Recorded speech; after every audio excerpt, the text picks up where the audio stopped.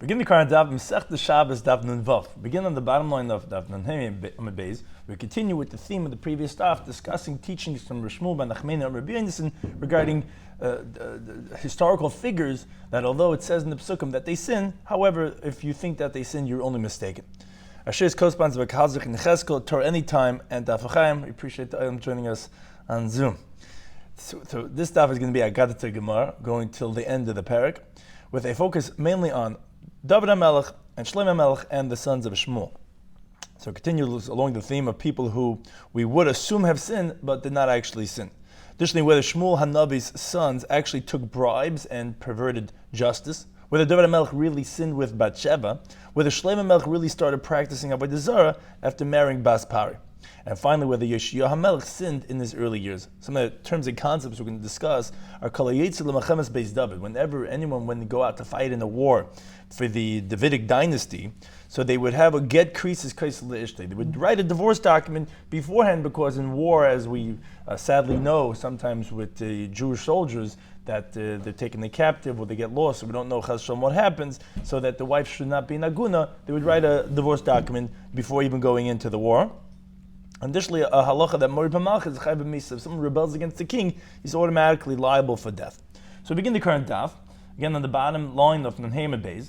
Another teaching in this theme where we had in the previous daf, we had a siman, a mnemonic to remember.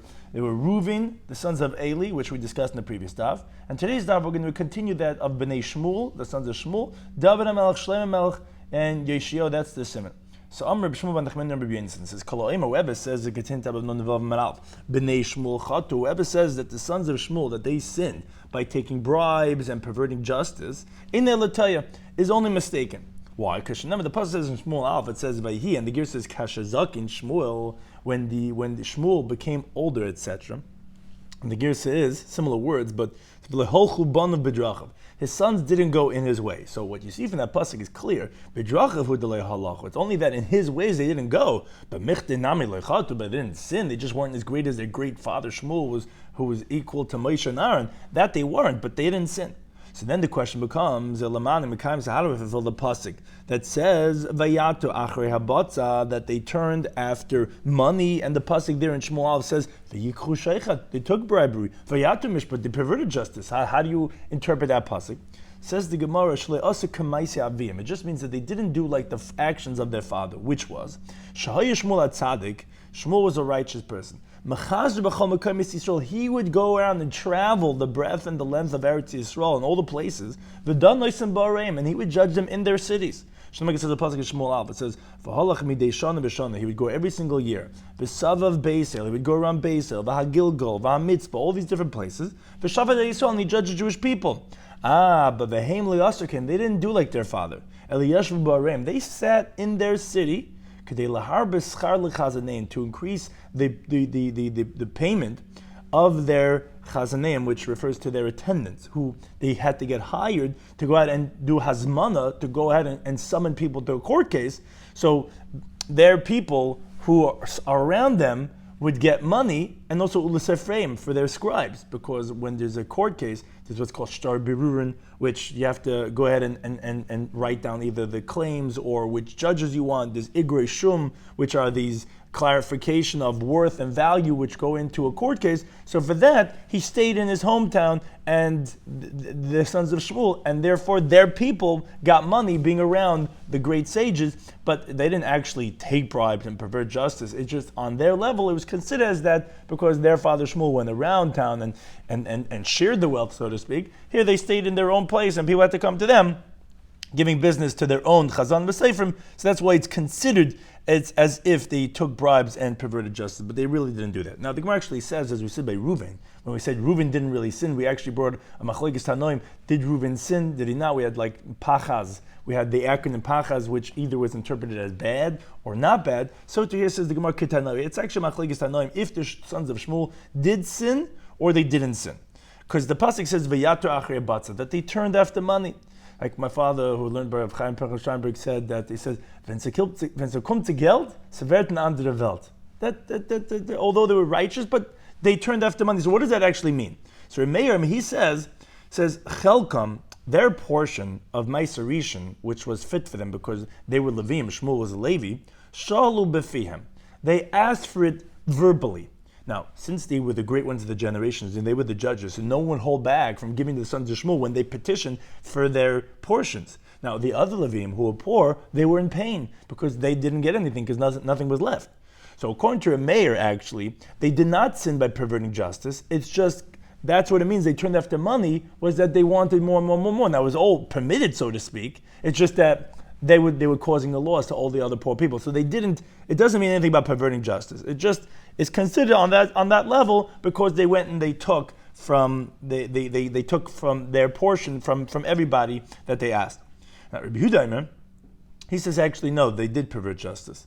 Malai hitilu al bali batim. What they did was they imposed malai on the homeowners, which is malai is that you give merchandise for someone else to deal with, and that you get some of the profits.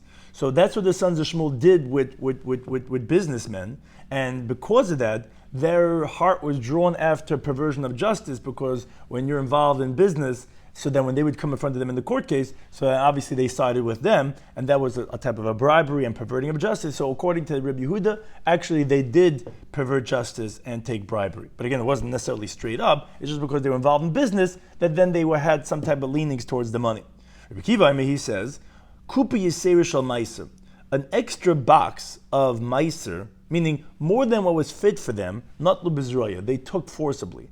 So there was some type of a stealing on their part. It wasn't just that they were asking. He says they took it forcibly. The Meiser Rishon that they were supposed to get as Levim, they forcibly took more than what was coming to them.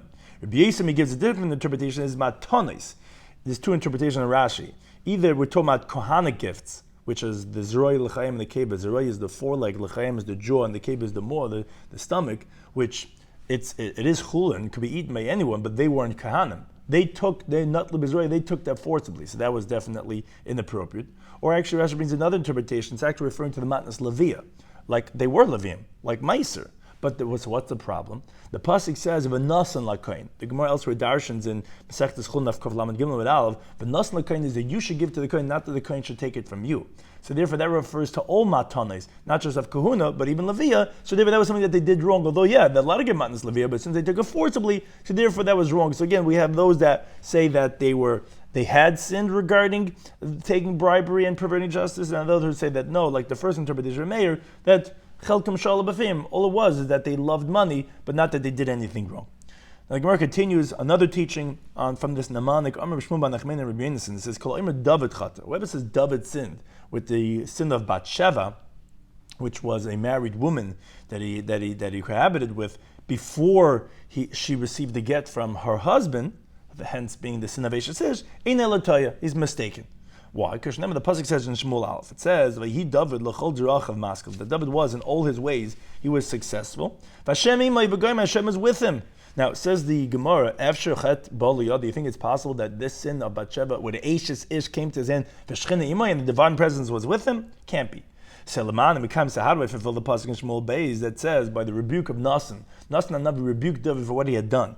So he told David, Madua Bazi says Devar Hashem, why do you disgrace the word of God? Lasses around to do the evil. So you see that he did do evil, and he was referring to in that whole mashal that he gave him that was with Bathsheba. Says the Gemara, Shabikish lasses. He attempted to sleep with her before she received the get, because ultimately her husband did send her a get from the war.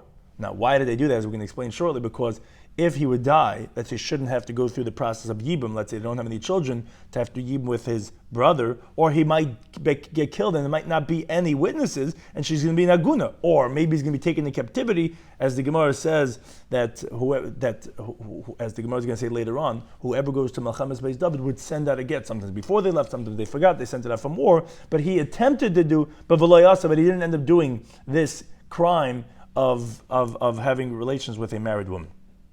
Now, Amar Rav says something interesting. He says, Rabbi Huda Nasi, the Asi Medavid is from the Davidic dynasty, that's why all the rulers are from Beis David. Mahapich v'darish b'schusei de David. So he went around and he expounded the whole rebuke in the merit of David. He showed how it really wasn't such a bad thing. When Nasan said to David, Madu bazisas devar Hashem lasas ra, like we just mentioned this idea just before, and then we say a few different things Rebbe did, that why do you do the bad that Hashem, of the word of God? So Rabbi Shloimy Schwartzberg, he says it's very different, this doing bad, mikol rosh b'Torah, from all the quote bads that are written in the Torah, how it's written, and then the phraseology. Why? Shekol rosh b'Torah, whenever it talks about someone doing bad in the Torah, ksiv b'hu vayas, it says that he did this bad thing. V'kan ksiv lasas, here it says to do, which is shebikesh lasas, he was attempting to do, but v'lo yasa, but didn't do it, as we're going to explain shortly, that she really was not considered a married woman when he had relations with her, and therefore he didn't actually commit the sin. So too, when he tells him and he rebukes him, he says that what was it that he did bad? He says, Es Uriah HaChiti, that the Uriah, the Chiti, who was the husband of Bathsheba, he kisa b'cherev, you killed by the sword. Now, that wasn't that he was actually guilty for a crime of actually murder. It's just that you should have judged him with the Sanhedrin. Why? Because he did actually commit a crime that's worthy of death. Because he was married b'malchus, he rebelled against the king, as we're going to explain shortly. But it's not that he was actually that you killed someone because he was a murderer. No, it's just that you should have judged him with Sanhedrin. But then you didn't judge him, so it's not so bad. It's just like you did the right thing. You just should have done it the right way, not like as one would normally interpret that as if he committed murder. So in the pasuk, when he tells him this, and his wife you took for yourself as a wife, which almost sounds like you took a married woman as a wife. So he says, he reads the words, when it says, it's not that it was literally znus. You actually do have likuchin in her, which we know whoever learns kedushin is v'yikach ishas isha. The word kicha means kedushin, meaning kedushin is taifis in her, meaning that she was not a married woman, which actually Taisus points out that even though you don't really have to say this, because even if he would have sinned with her, he would still have likuchin because she was an anusa. He forced her, and therefore she actually permitted to her husband and to the boil, which is David. Still, Sataisis lekuchin yesh l'chaba sounds like that there was no sin in that at all. That he didn't do anything wrong, even the first time. Before he married her, when he had relations with her, he didn't do anything wrong. Why? He says,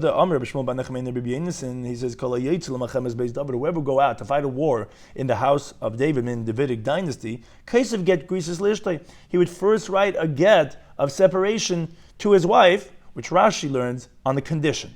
Meaning, if he's going to die, then she should be divorced from right now. But actually, interestingly, Rabbeinu Tam says, the Taisus says, according to Rashi, that's difficult because Uriah ended up coming back from the war after David already had relations with her.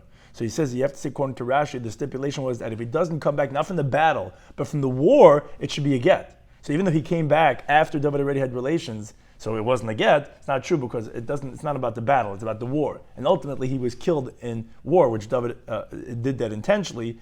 Therefore, you could say that. But Taisus still has some difficulty with Rashi.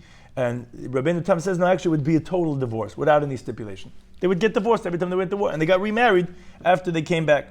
Now, sometimes they were busy when they left for war, as one could imagine going to war, and then, as we're going to see later on, they could send from the war too. So therefore, what happened was that actually Uriah HaChiti actually had divorced Bathsheba, because they would send out the Gitin, and therefore David did not sin. It's that he attempted to, but there was still a kuchen over here. He didn't do anything wrong. Now, where do we see that they would send out these get creases? Shnema, like it says in the pasuk, and this is the pasuk that's by when Shaul was fighting war with the Pelishtim. So Yishai said to David, who David was a young lad then, says, and these 10 cheeses, Tavi Lasar Elif, you should bring to the captain of the 1,000. There was captains depending on how many soldiers you had under your department. V'sachicha tivka l'shalom, and your brothers you should look into how they're doing. V'saravasam tikach. So the little translation is, and their safety you should take. You should find out how they're doing. But says the Gemara, my ravasam. What does it mean? Their safety. Tani Rav Yosef says, dvarim hamuravim beinoi lebeina. Things that are a mixture between him and her, meaning kedushin. What's kedushin? Kedushin is making a relationship between husband and wife. So as a ravasam, their mixture. That's what an Erev is. It mixes different people together. Their mixture, tikach, you should take, meaning you should nullify it by the get, meaning you should bring back from your brothers a get, because by Beis David they would go ahead and they would they would take a get, and they forgot to send before they went out. So when you bring the cheeses, take the get from them. Again, that shows that by when they went to fight the wars, they would take a get, and therefore again, Ur Yachidi was not married to Bathsheba when David went and had relations, and therefore he didn't sin. No, lakach b'chol isha, you actually have lekuchen. It's not like anything that she's not allowed for you to be married. Now, additionally, Rebbe continues to interpret the rebuke of Nasna Navi favorably. So it says, and you killed him with the sword of the people of Ammon, meaning this Ur Yachiti, you caused him to be killed because you wanted his wife. So on that interprets Rebbe, says, what are you comparing to the sword of the people of Ammon? To tell you, Macher b'nei Ammon, just like the sword of the people of Ammon, meaning just like if the people of Ammon killed the Jewish people without your understanding, without your intention, you don't get punished if Ammon kills the Jewish people. So to Ur Yachiti, you're not going to get punished for having killed them. Says the Gemara, my time. What's the reason? He's killing a person. Says the Gemara, because Mori b'malchus haba. Like we said before, he was Mori b'malchus, which he rebelled against the king. He just should have done it with the Sanhedrin, and that was what he didn't do properly by killing him without consulting with the Sanhedrin. What was this rebellion against the king? Because Uriah said to David, says, V'adaini Yoav, and my master Yoav, v'avdei adaini, and the servants of my master, they're encamped in the open field, and therefore how could I come back to my house? But there's a machlokes Rashi and Tosfos. Rashi says, what's the merida b'malchus? It's not appropriate to accept the sovereignty of someone else in front of the king. How are you calling Adoni Yayev? How could you call Yayev your master when you're talking to the king? It's not appropriate to say that. Or another interpretation, Tosfos says that, no, that's not merida. He wasn't accepting Yayev as the king, to call him the king. He was just saying Adoni Yayev. Rather, he brings from the Rabbeinu Meir that the merida, the rebellion, was because at the end of the pasuk, which is the context over here, he says, and everyone is fighting a war, and I should go to my house to eat and drink and lay with my wife? How could I do that? But David HaMelech told him to do that, and he didn't want to do that. And that was the merida b'malchus, and therefore he was liable for death. It's just, again, David HaMelech should have done it with the Sanhedrin.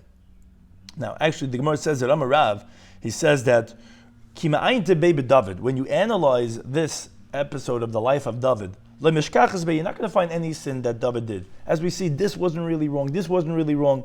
The one thing that was that he killed Ur Yachiti. Like it says the pasuk in Melachim Aleph, it says that regarding his whole life, it says at the beginning of the pasuk there says that David HaMelech did what was upright in the eyes of God. He did not deviate from anything God commanded him all the days of his life. And the pasuk concludes, Rak b'dvar Ur Yachiti. The one exception is regarding the matter of Ur Yachiti, that he caused him to be killed. But regarding Bathsheba, he didn't do any sin, as we said that she was really divorced because they sent the get. There wasn't anything wrong with a married woman. Now, however, the Gemara asks, Abaya Kashisha, the elder Abaya, it's not the famous Abaya, he was Rami de Rav. Rav just said that the only sin he did was with Ur Yachiti, but that contradicts another teaching of Rav. Miyam Rav, did Rav really say this? But Rav says, Kibul David Lashon Hara, as the Gemara is going to shortly explain, David accepted Lashon Hara. So you see that he did do something wrong. So the Gemara Kasha, it's difficult. Not to Yufta, but it definitely is a difficulty. How can we reconcile these two teachings of Rav? On the one hand, he says the only thing was wrong was that of Ur Yachiti, because it was more that, although it was more b'malchus, but the way he caused him to be killed. And here we see that it also was regarding Lashon Hara. So good for the Gemara now goes back to this teaching that Rav says, Kibul David Lashon Hara. What's this other sin, which is difficult? Why didn't he mention that too? That David accepted slander, Lashon Hara. Because the pasuk says when David HaMelech was seeking the sons of Shaul, so it says the pasuk in Shmuel Beis that Vayomileh HaMelech, that Tziva said to that the king David said to Tziva, which was one of the servants of the household of Shaul, says Eifahu, where's Mephibosheth? He heard that there's a grandson. He wanted to grant favor to the descendants of Shaul. He heard there's a grandson, the son of Yohanan, that of Mephibosheth, that he's still alive. He says, where is he? So Tziva, the slave, said to the king, his servant, Hinehu beis Macher ben Amil. He's in the household of Macher, the son of Amil, beloy davar, without anything, which Rashi explains, what does that mean?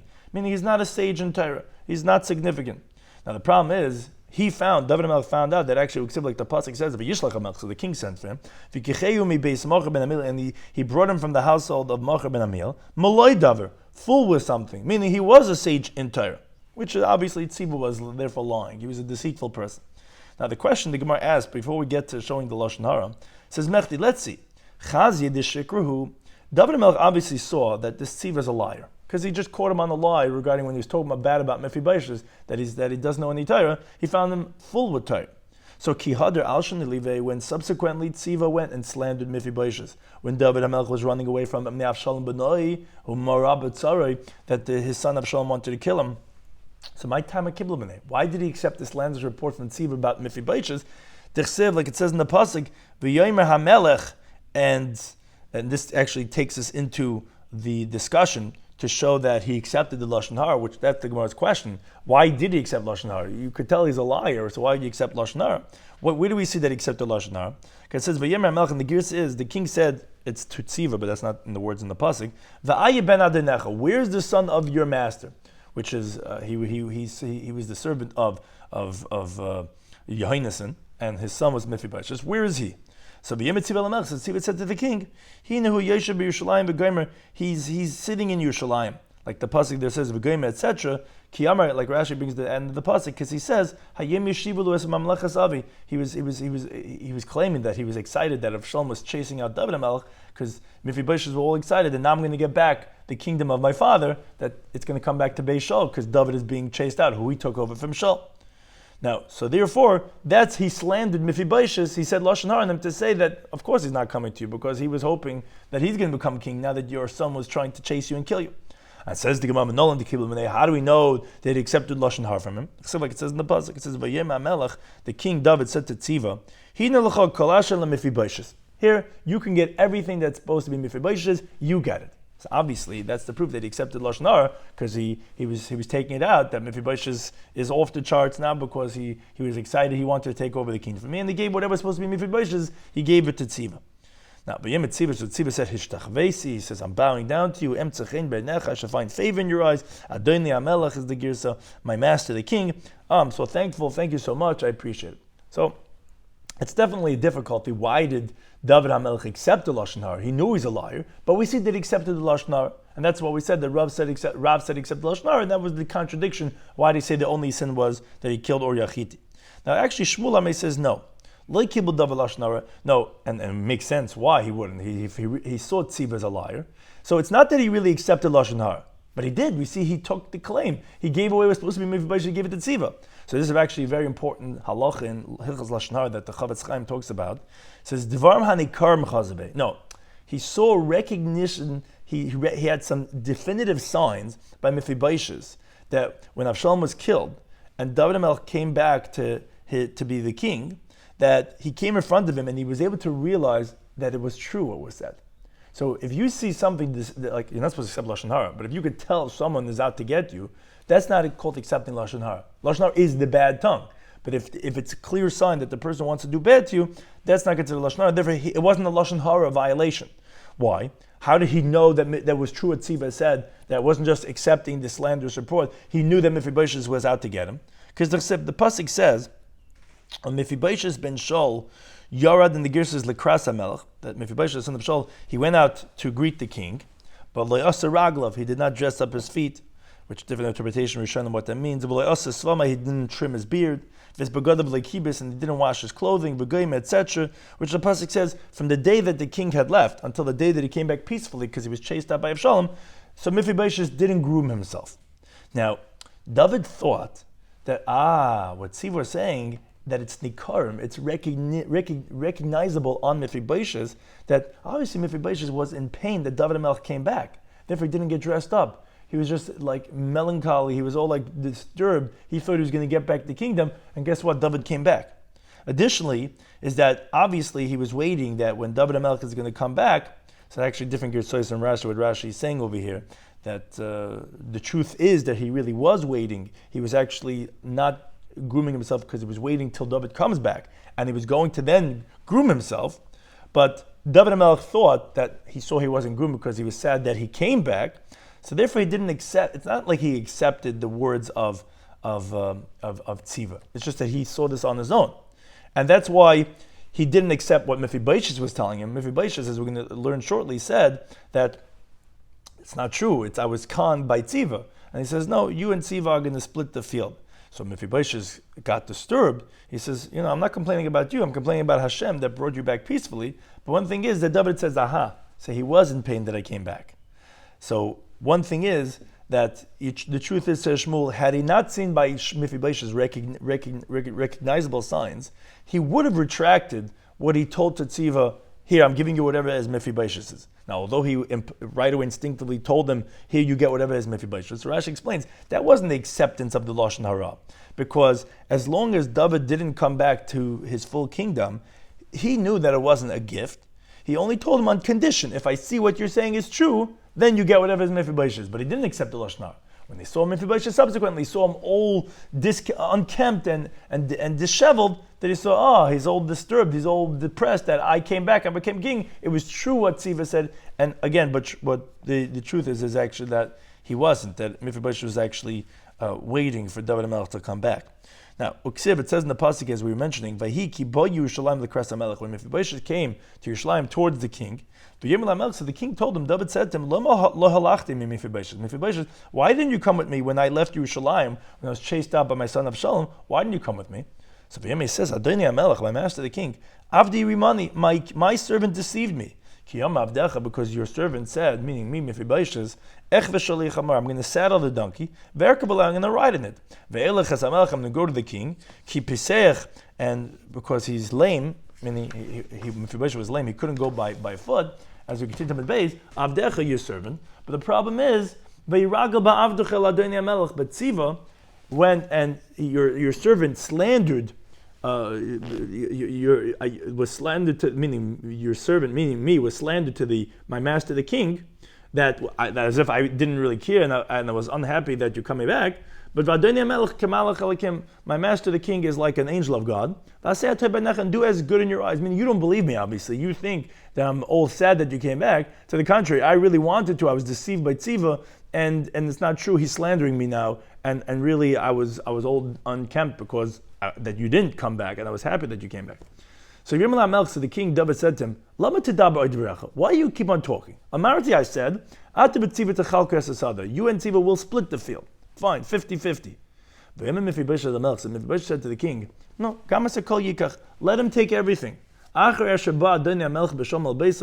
my master the king came in peace to his house, let him get everything. So simply translated, it sounds like that. Don't worry, as long as you're back, I'm just happy that you're back. I don't care, whatever. Let's see if we get everything. But the Gemara interprets otherwise. Amalai, what Mephibosheth was telling David was, Ani Amarti, I said, Masay Tavi B'Shalom, when are you going to come back peacefully? I was waiting, anticipating for your reconciliation, for your return. And this is what you're doing to me, that you take away my portion, you give it to the servant Tziva? So he said, Loyalacha Yeshli Tarumas. He says, you, the king, Adonai Melech, you're like a Malach Elikim, you I don't have any complaints against. Elal Misha v'Yacha B'Shalom. I'm the one that returned you peacefully. That's who I have complaints. I have complaints against God.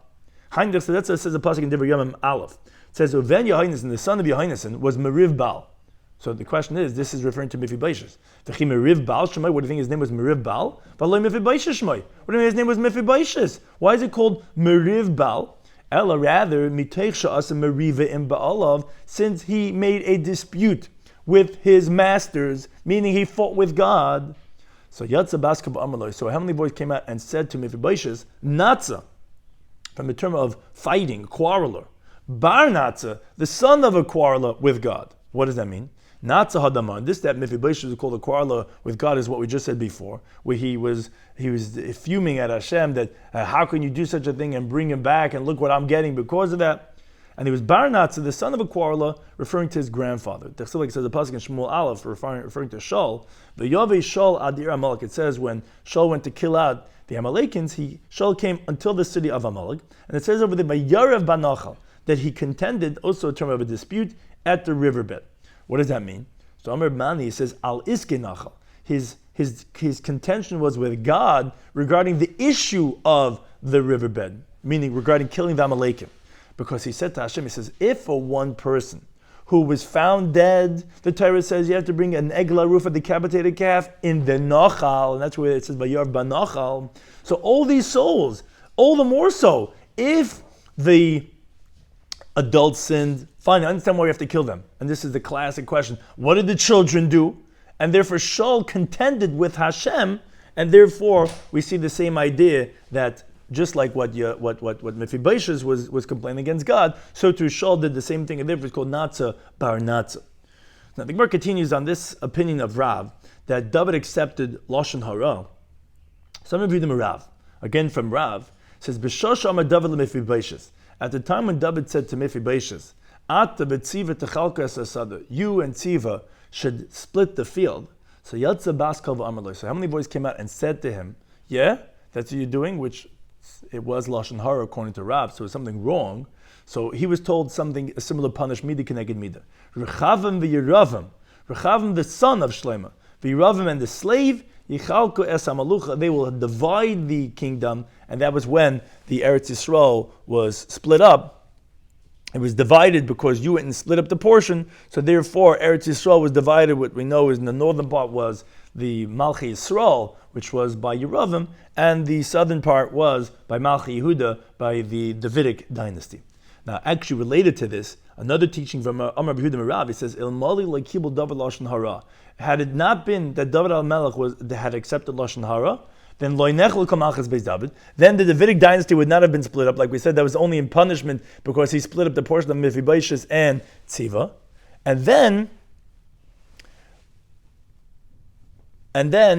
what would happen is that of the Yisrael Avodah Zarah, then the Jewish people would not have committed Avodah Zarah because it was only because the Eretz Yisrael was split up into two different kingdoms. What ended up happening in history was that Yeravim, he didn't want everyone to do a oil l'regel, to go up to Yerushalayim. That's where the Davidic dynasty was Rechavim there. So to prevent them from going up to Yerushalayim, he put golden calves, which prevented people from going up to Eretz Yisrael, and therefore they did Avodah Zarah, they worshipped the golden calves, and then, so had David not accepted Lashon Hara, the Eretz Yisrael would not have been split up, then the Jewish people would not have done Avodah Zarah, and then we would not have been exiled from a land. Look what happened from one Lashon Hara.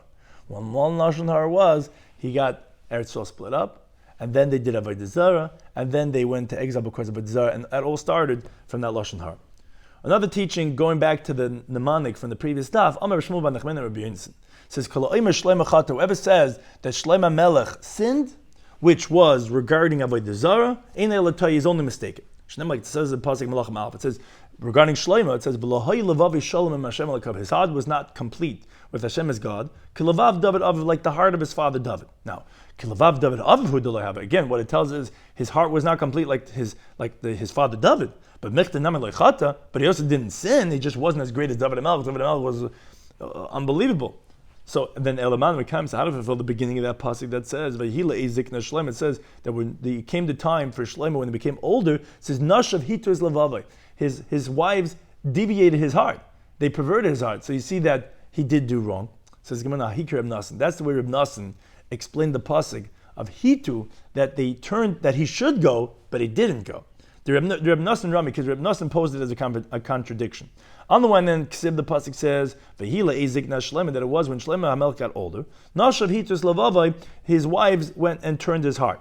But the pasuk says over there, Kilavav David Aviv, that he wasn't like the heart of his father David, which tells us Kilavav David Aviv who do have. Yeah, it wasn't like the heart of his father, but he didn't sin. So how do we understand? Did he not sin or did he yes sin? So he said this is what the pasuk is saying. But Hila Ezikna Shlomo, when Shlomo Melech got older, Nashav Hitu Es Lavavi, his wives turned his heart, Lolechas Acher Elokim Achem, to go after Elohim Achem, after other gods.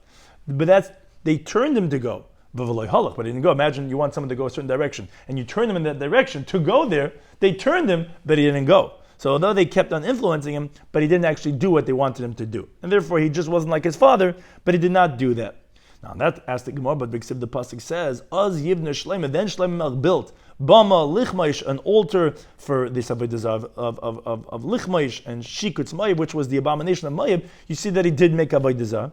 Says Gemara, no, Shabikish Libnis. He attempted to build, but V'leiban, he didn't build. And how do you know that? Because it says in the future tense, Az Yivne, then Shlomo will build, which is that he was going to, but he didn't. Says Gemara, wait a second, that can't be. If that's the case, when it says Yivne, it means that he wanted to, but he didn't do it. Then take and say for Yeshua. It says, Az Yivne Yeshua Mizbech L'Hashem. Then Yeshua built a Mizbech for Hashem. Are you going to tell me, because it says in the future tense, that Shabikish Libnis, that Yeshua didn't really build the Mizbech, he was going to build, but he didn't build? No, Ela Debana, rather he built. So Hachanami Debana here also means that he built, and therefore it's back to the question about, it does seem like Shlomo Melech did sin, and how do we resolve it with the fact that it says that he just wasn't like his father, but he didn't sin. So Ella rather says the Gemara, no, from here we're going to learn out that he didn't really build, not from the words of Yivna. Kedetan like learn the Brisa. He says, a pasuk in Malachim Beis, when Yeshua HaMelech, when he got rid of all the Avodah Zarah from Eretz Yisrael, so it says, V'sabames asher al panei Yerushalayim, and all the altars that are by the surface of Yerushalayim, asher mimin lahar Mishcha, that was on the right of Har Mishcha, which Mishcha is the targum of the word Shemen, which is the mount of what we call Har Hazeisim, the mount of Mount Olives. Asher bana Shloime Melech Yisrael Ashtaris. And what are these altars of Avodah Zarah that Yeshayahu HaMelech generations later got rid of? It's that Shloime Melech built for this Avodah Zarah of Ashtaris, which was Shikud Tzedonim Begoyim, which was this abomination, this Avodah Zarah, the Tzedonim Begoyim, etc. Now the difficulty is like this: Esher ba Asa v'loibim. You think the righteous king Asa came along in that interim period between when Shlomo Melech quote unquote made this Avodah Zarah, before Yeshua HaMelech came along, that he came along and he didn't get rid of that Avodah Zarah, and Yeshafat came around, which was also a righteous judge v'loibim, and they didn't get rid of them. That until Yeshua HaMelech came along and he liquidated them, but every idol in Eretz Yisrael, Asav Yeshad Birim, they got rid of them. So how could it be that Yeshua HaMelech generations got rid of the Avodah Zarah that Shlomo HaMelech had made generations earlier? And rather, it's obvious, says the Gemara, that with Makish Rishonim, we're comparing the earlier ones, that which Shlomo HaMelech quote unquote had made, lachrein, to the later ones, to the what quote unquote Yeshua HaMelech had gotten rid of and destroyed, which is telling us ma'achrein, just like the later one, that is Yeshua HaMelech. Loi asu, they didn't really do. He didn't really get rid of the Avodah Zarah. Like we said, obviously it was done before by Asa and Yeshafat. But for Tolabehen, it's just it's suspending. It's considering from heaven that lishvach as if he had gotten rid of it. Now why? Because since he got rid of the other ones that were made after the days of Yeshafat, meaning Asa and Yeshafat for sure got rid of if it was there from the times of Shlomo. But there was Avodah Zarah the Jewish people made after Asa and Yeshafat, and since he got rid of those other Avodah Zarahs that were made subsequently, so it's considering as if he got rid of quote the ones made from Shlomo, but it really wasn't that he did this. So Af Rishonim, so it's coming to tell us also the early ones, meaning Shlomo, Loi Asu, he didn't really make this Avodah Zarah. But for Tolben Leganai, it's considering it derogatory, disgracefully. Now, why that is, as we're going to explain, because he didn't protest against his wives. But just like we see Yeshua HaMelech didn't really get rid of Shlomo Melech's Avodah Zarah, because it wouldn't have been around in his days, but we're saying as if he did. So to Shlomo, when it's told him that he made the Avodah Zarah, it's not really that he did it, we're considering as if he did, because he just didn't protest against his wife, which again is the whole theme of these dafim, of if you have the ability to protest and you don't, it's as if you did it yourself. Now the Gemara asks, but how could you say this? The pasuk says in Malachim Aleph, but it says, "Vayash Shlomo Rabbeinu Hashem." Shlomo did the bad in the eyes of God. So the Gemara, no. It's just that he should have protested against his wives. And he didn't protest. The pasuk considers it as if he sinned. Now the Gemara says an interesting idea. Amar Rabbi Shloimy Schwartzberg says, it would be better for that righteous person, meaning Shlomo Melech, that he should be an attendant, to be a wood chopper and to be a water carrier for payment, l'davar acher, for something else, meaning referring to Avodah Zarah. And it should not have been written regarding him that he did the evil in the eyes of God. Which that teaches us the lesson we said from the previous daf, how harmful it is that if someone has the ability to protest and he doesn't protest, how bad it's considered on that person, because since he could have protested and he didn't, the pasuk considers it as if he did that himself. And again, that's we see if you have the ability to speak up, you see something, you say something, because or else we see how derogatorily the Torah talks about someone that could have protested, like as if he built up Avodah Zarah himself. Now, related to this, again, another teaching of Amar Yehuda Mishmul says, "B'shoshan nasta Shlomo es bas Pari." When Shlomo Melech married the daughter of Pari, hechnisa lei elef mini zemer. So she brought into the marriage 1,000 different musical instruments.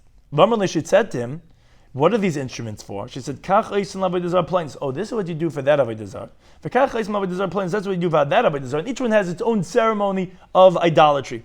But he didn't protest against his wife, and again, therefore, that's one of the things that he didn't protest, and therefore it's considered as if he did himself. Now, the punishment for this, Amar Rabbi Yehuda Mishmul, he says, "B'shoshan nasa Shlomo es bas Pari." When Shlomo married the daughter of Pari, Yer Gavriel, and that's what this picture is over here. Gavriel Hamalach came down. V'no'at kana bayam, and he put a stick in the sea. What happened around that stick is v'olo by sirtin. So all the sediment, all the different sand and dirt and mud from the sea that the sea throws around, got attached to that pole until it kept on growing and growing and getting bigger and bigger. Va'alav nimna karach gadol shel Rome, and on that is what's built, the big city, the metropolis of Rome, was built on that, which wasn't even there in before, and that's how Mefarshim explained. That's what Yitzchak gave to Esav, because he gave everything to Yaakov. What could he have given to him? And Rashi says, Itali shel Yavin, as we're going to shortly explain. How could he have given if everything was given to Yaakov? That wasn't there before. That was actually created subsequently from a stick, a pole stuck into the sea, which the Romans obviously were from the most painful thorns in the Jewish people, which, as the Gemara Megillah Daf Yomi says, that's Itali shel Yavin. That is the Italy, of Greece, which was actually subsequently taken over by the Romans. As B'Masnidutans, we learned in the Braisim, that day, Sheichnas Yeravim Shnei Egli Zav, that Yeravim brought in two golden calves, Echad beBeisel, one in Beisel, Echad beDan, and one in Dan, Nim Nitzrif Echad. Then one hut was built, which is like a small little hut by the hunters that they make from reeds and from willows. But what happened is that on that sediment, which grew there from the days of Shlomo, so then they started building house and house and house and house. But the first way it started was when Shlomo married Bas Pari. That's when the pole was stuck into the ground, and then all the sediment in the sea kept on attaching itself to the pole. And then finally, at the days of Biravim, there was enough land over there that one hut was built, and then again the sediment kept growing and growing for this Italy, that more and more till what happened. And then what happening is V'zeu Itali shel Yavin, and this is the Italy of Greece, which is the name of the city from the Greek dynasty. But as Rashi explains, when the Romans took over from the Greeks, anyone knows anything about the culture, everything, the Romans, what they really just did is they just took over what the Greeks had already done with all the great philosophy and all the great conquests. The Romans just took it over, and then it became theirs, and that is who they ended up harming the Jewish people. Again, that was all done by the Jewish people themselves, and that was the punishment because of him marrying the Bas Pari with all the Avodah Zarah and the Yeravim with his Egli Zav. That ended up causing the whole Roman Empire. Another teaching from Amr B'Shmuel Bar Nachmani Amr B'Yenison, which finishes off the Nemanak we started in the previous daf. Whoever says that Yeshiyahu HaMelech sinned, as the pasuk says, Shavel Hashem, that he repented to Hashem, which sounds like that he originally had sinned, and he's only mistaken. Because the pasuk says, Malachim Beis says, V'yasa Yashu B'nei Hashem, that actually he did what was upright in the eyes of God. V'yelech B'chol Derech David Aviv, he went in the whole path of his grandfather David in appropriate ways. Salman becomes how to fulfill the pasuk that says V'kamoyu L'hoy L'fanav, like him there was no one ever before him, Melech Asher Shav V'Gomer, a king that repented. You see, obviously he did bad that he repented. He was a great Baal Tshuva, but obviously you see that he sinned. No, says the Gemara, no, Shekol Din Shadon B'Ben Shmeina. He was a very righteous person. It's just that every court case that he had judged from when he was 8 years old, which that was when he became king, like the pasuk says, Ben Ches Shana, when he was 8 he became king, at Shmeina Esra, until he became 18, which as some places can say that's the appropriate age of becoming a judge. So until that age, where actually what happened when he was 18 was that Chilkiah found the Sefer Torah, where they looked and they found certain halachas and dinim, both written and orally, that they understood that maybe he made a mistake in his judgment. But of course, he was totally righteous all those years. They just found out subsequently that there might have been some errors in judgment. What it means that Vishav doesn't mean that he repented. It means that he returned the monies to those parties that he had judged against in those 10 years. Now, Shemetem, maybe you're going to say, oh, Natal Mizeh. So what he did was he took from the one that he had given initially to, and then rather than he gave to the other party. No, Tamalim, that's the pasuk teaches that he repented b'chol ma'odeh, with all his possessions, with all his money, shenas lemishalai. He gave from his own monies, and therefore he never did anything wrong. He wasn't a sinner. It was that he returned monies just because he thought maybe he had made a mistake in his judgment. Now, says the Gemara, actually, Pligi the Rav. But actually, that disagrees with Rav. Because the Rav says, yes, there was no one greater as a repentant, because Yeshua had sinned, and he was a great Baal Tshuva. There was no one greater than Yeshua in his generation, and the one in our generation. And says Omani, and says Rabbi, who's the one in our generation? It's Abba, who is Avud Rabbi Yirmiyah Ba'Abba, who is the father of Yirmiyah Ba'Abba. The Amrillah, and some say no, he was referring to Acha, who's Achud Abba, who's the brother of Abba, who's Avud Rabbi Yirmiyah Ba'Abba, because the Amar Malik, the Master says, Rabbi Abba va'acha achi hava. So it's a question regarding these two brothers, which one? But one of these two brothers was a great Baal Tshuva in generation. So from the greatest Baal Tshuva was Yeshua HaMelech, says Rab, or either one of these two brothers, Rabbi Abba or Acha. Now Amar Beisiv, he adds on, he says, he says there's actually another one in our generation, Umanai, who is also from the greatest Baal Tshuva, it's Ukvan. who he's Bar Nechemia Resh Galusa, he's the son of Nechemia the Resh Galusa. V'haina, he's the one who's known as Nasan de Tutzisa. Why is he known as Nasan de Tutzisa? So three interpretations.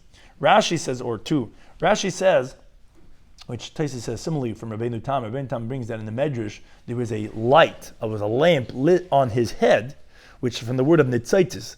Now Rashi says the way he says that there were sparks of fire because the Malach stretched out his hand and accepted his repentance. So therefore those sparks of fire, or like the Torah says, the lamp on his head, so nitzaitzin is sparks of the fire, that's why it's called Nasan Tzitzit. Or another interpretation is because the angel went and pulled him by tzitzis roishai. The tzitz is also like the word tzitzis is the edge of something. He pulled him by the, like you could say the payas of his head, the edge of his head, therefore he was called Nasan Tzitzitza.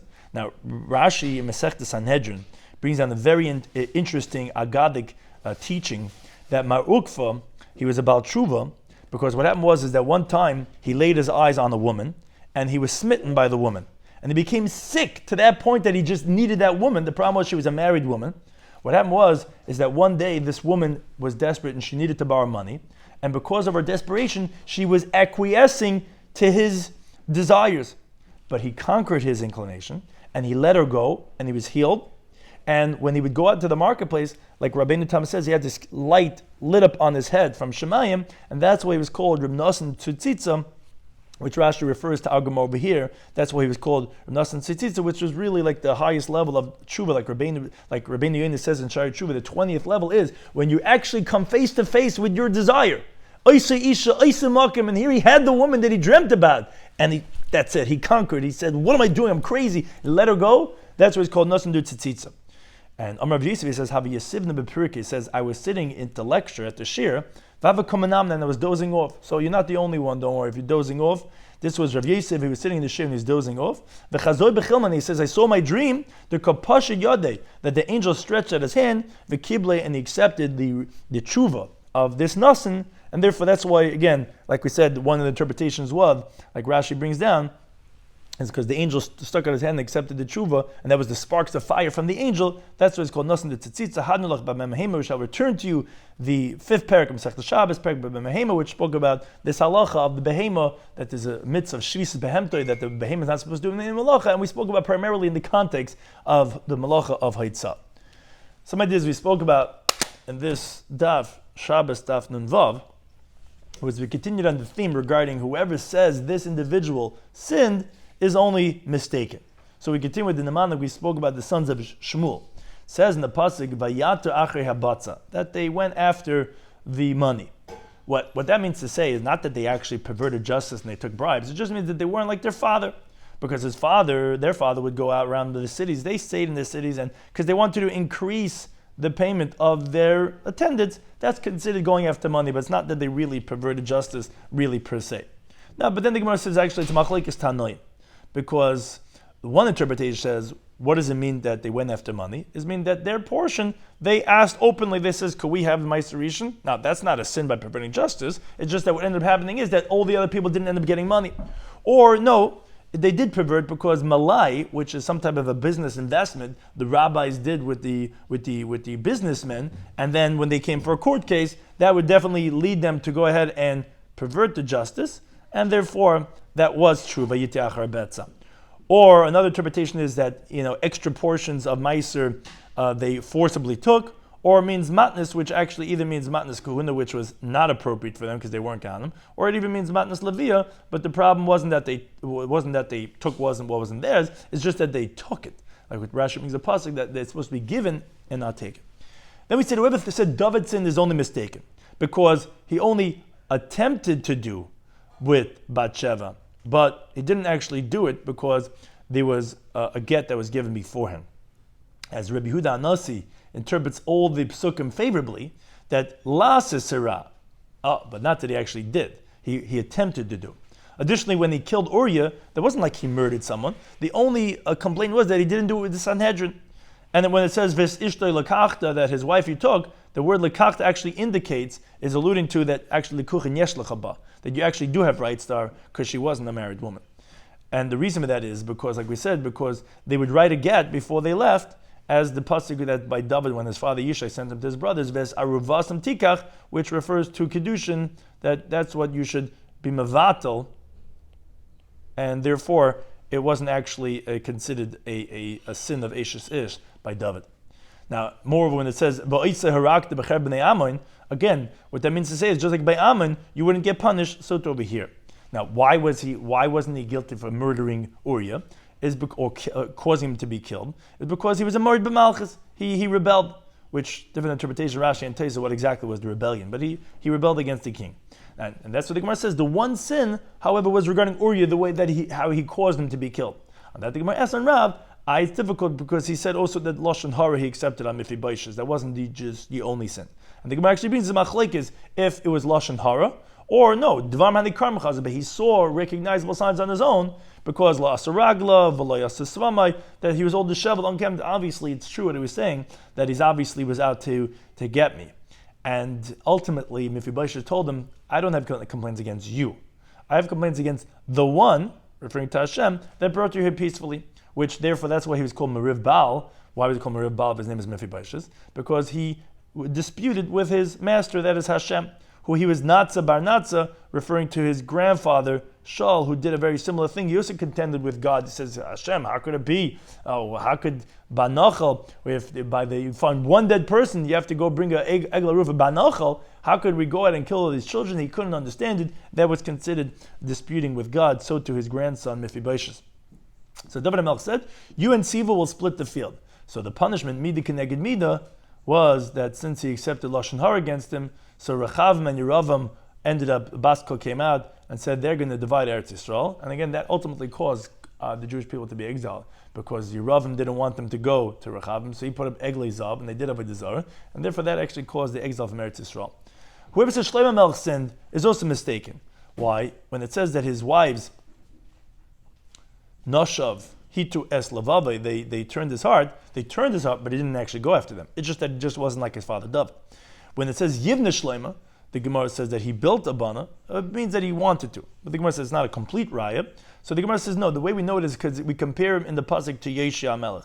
And it says Yeshio got rid of the Avodah. Now, just like we know he didn't, because obviously Asni Yeshava did, it's just considering as if, so too when it says that that's the Avodah Shlomo built, it's not that he really did it says if. So why are we saying that he did it? It's because the thing they were saying from the previous Daf, he just didn't protest against his wives, like we see by Bas Pare, brought in 1,000 musical instruments that she said how to use them in the worship of idolatry. And when he married Bas Pare, Gabriel went and put down that stick in the sea, which ultimately created Tali Shel Yavin, which was the Roman Empire that obviously caused so much destruction to the Jewish people.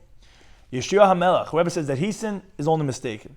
Because although it says Melech Asher Shav, what that means to say is that not that he repented because he sinned. It means he returned monies that where all the Divrei Torah, all the Dini Torah that he did from 8 until 18, he returned their money. But that disagrees with Rav. Rav says, no, he did sin and he was a Baal Tshuva, and he was from the greatest Baal Tshuva.